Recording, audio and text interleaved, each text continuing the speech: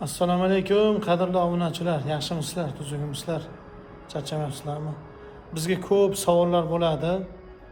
Og'ayni deydi, Romax kompaniyasidan chiqadigan eng yaxshi romlar qaysi deb ko'p so'raydi-da. Ham xalq orasida ham ko'p so'raladi. Tasavvur qiling, hammasi yaxshi eshik romlar. Faqat bitta narsaga e'tibor qaratish kerak bo'ladi. Bu deganiki, yengil bir 8.000 qo'ydim, bu zo'r degani emas. 7.000 yengil berib qo'ydim, bu zo'r degani emas. Yoki termo 105 dan qo'ydim degani ham zo'r degani emas. Aslida eng zo'r rom to'g'ri yig'ilgan rom. To'g'ri yasalgan, to'g'ri ishlab chiqarilgan, o'sha otaka bo'yicha hammasi to'g'ri yig'ilib, to'g'ri montaj qilingan eng yaxshi rom hisoblanadi. Qaysi profil bo'lishidan qat'iy nazar. Sog' bo'lasizlar.